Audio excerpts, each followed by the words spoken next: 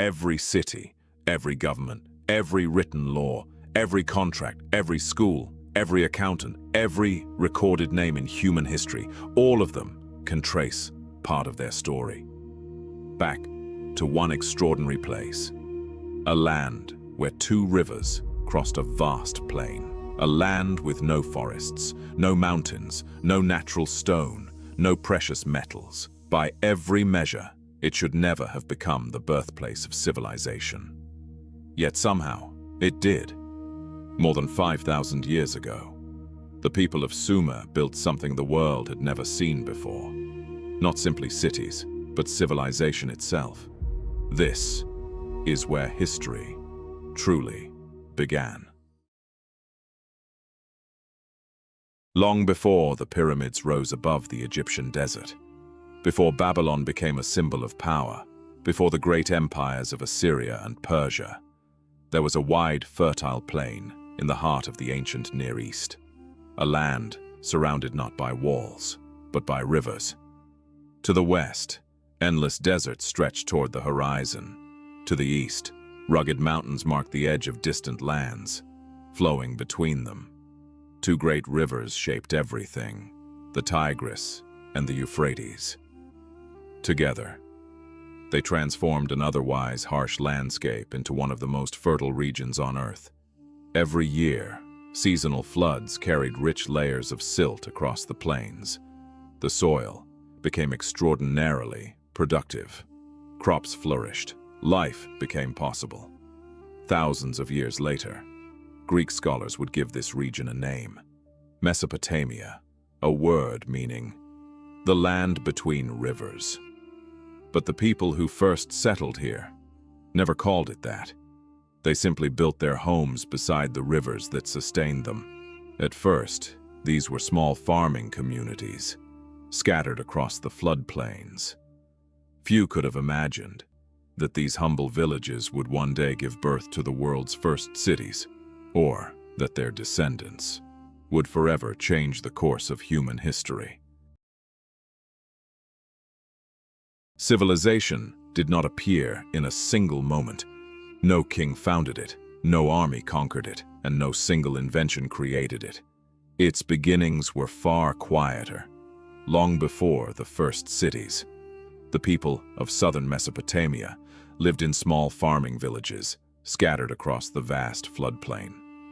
Their homes were simple, built from reeds gathered along the riverbanks, mud taken from the fertile earth, and bricks dried beneath the burning sun.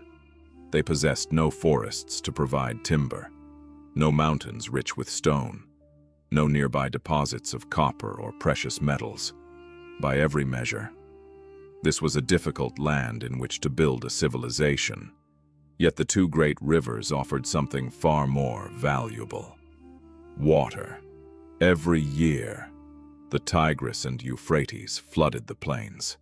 Their waters carried fertile silt from distant mountains, renewing the soil season after season. But unlike the Nile, these floods were unpredictable. They could arrive too early, too late, or with devastating force. A single season could determine whether an entire community survived or faced starvation. The people soon realized that survival could not depend on nature alone. They would have to control the water themselves, so they began digging canals. At first, they were little more than shallow channels leading water toward nearby fields. But with every generation, the network expanded. Small canals became larger waterways. Individual fields became connected landscapes. Entire villages worked together to maintain them. Water was no longer the responsibility of one family. It became the responsibility of the whole community. And with that simple change, everything else began to change as well. Cooperation became essential. Labor had to be organized. Decisions had to be made. Leaders began directing projects that no single household could complete alone. Without realizing it, these farming communities were creating something far greater than irrigation. They were creating organized society. As harvests became more reliable, food production increased. For the first time, not everyone needed to spend every day farming. Some people became potters, crafting vessels to store grain and water. Others became builders, raising stronger homes and public structures from mud brick. Skilled craftsmen shaped tools, wove textiles, carved ornaments, and exchanged their work with neighboring settlements. Trade slowly expanded across the floodplain. Villages grew larger. Families became neighborhoods. Neighborhoods became thriving communities. Year after year, generation after generation, these settlements continued to grow. Until one day, some of them were no longer villages at all. They had become something humanity had never seen before. The world's first cities, and among them, one city would rise above all the others. Its name was Uruk. The canals brought more than water. They brought people together. As villages expanded, some settlements began to grow faster than others. One by one, they transformed into the world's first cities. Among the earliest was Eridu, remembered in later Sumerian tradition as the first city ever founded. Whether that tradition reflects historical reality remains uncertain, but archaeology confirms that Eridu was one of southern Mesopotamia's oldest and most important settlements. At its heart stood a temple, not a palace. This was no coincidence. In Sumer, religion and daily life were inseparable. The temple was more than a place of worship. It was the economic heart of the community. Grain was stored there, livestock was managed there, land was administered there, and labor was organized from there. As the centuries passed, other cities emerged across the fertile plain. Urma, Lagash, Nippur, Kish. Each developed its own ruler, its own patron deity, and its own identity. They traded with one another, competed with one another, and sometimes went to war with one another. Yet among all these growing cities, one would surpass the rest. Around 3,500 BCE, Uruk expanded on a scale the ancient world had never witnessed. Tens of thousands of people lived within and around the city. Monumental temples rose above the surrounding plain. Workshops produced goods in remarkable quantities. Trade reached distant lands, and for the first time in history, human society became truly urban. This transformation changed everything. Managing thousands of workers, tracking harvests, recording trade, and distributing supplies could no longer depend on memory alone. A new solution was needed, one that would change human history forever. Great cities created great challenges. Harvests had to be counted. Livestock had to be recorded. Workers had to receive food. Trade reached farther than ever before. Memory alone was no longer enough. Around the late 4th millennium BCE, the people of Uruk developed a remarkable solution. At first, it was not writing as we know it today. Officials pressed small symbols into soft clay, recording quantities of grain, animals, goods, and supplies moving through the temples. Over time, these simple marks became more organized, symbols evolved, shapes became standardized, and, gradually, one of humanity's greatest inventions was born: writing. Today, we call it cuneiform, named after the wedge-shaped impressions left by a rayed stylus pressed into wet clay.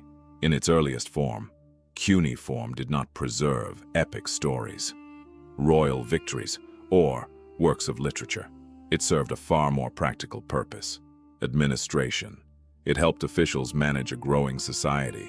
It recorded taxes, measured harvests, organized labor, and tracked trade across southern Mesopotamia. For the first time in history, information could survive beyond human memory. Ideas could outlive the people who created them. As writing spread, so did knowledge. Scribes became highly respected members of society. Their skill required years of training. Few could read, even fewer could write, yet their work allowed cities to function on a scale that had never before been possible. Humanity had entered a new age, not simply because people had built cities, but because they had learned to preserve knowledge itself. Today, thousands of years later, the cities of Sumer lie in silence. Their temples are broken, their walls have crumbled, and the people who built them are long gone, yet their influence remains everywhere. Historians often describe Sumer as the world's first civilization, not because it was the first place where people lived. Humans had formed villages for thousands of years before Sumer, and not because it was the first place to farm. Agriculture had already spread across the Near East long before the first Sumerian cities appeared. Sumer was different for another reason.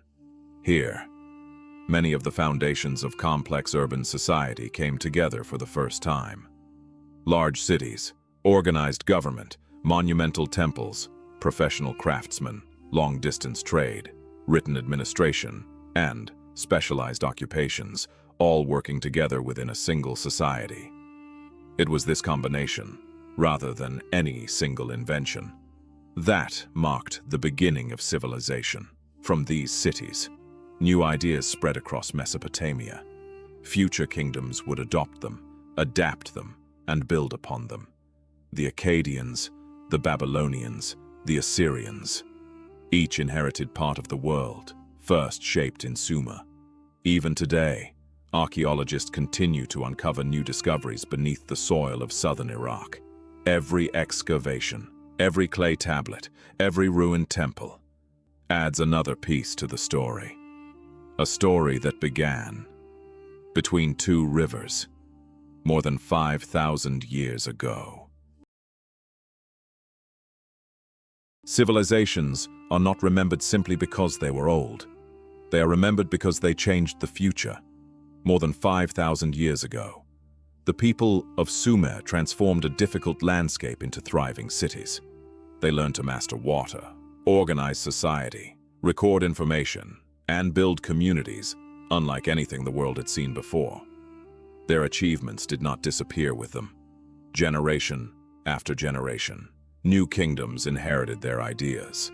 Their writing evolved, their knowledge spread, their methods of administration influenced the civilizations that followed across Mesopotamia. The cities of Sumer eventually declined. Their political power faded. Their language was gradually replaced in everyday life, yet their legacy endured. Today, archaeologists continue to uncover temples buried beneath the earth. Clay tablets still preserve the voices of people who lived more than 5 millennia ago, and every new discovery reminds us that civilization was never created in a single day. It was built, one canal, one harvest, one city, and one generation at a time. Between the Tigris and the Euphrates, humanity crossed an invisible threshold. For the first time, villages became cities, cities became civilization, and history entered a new age.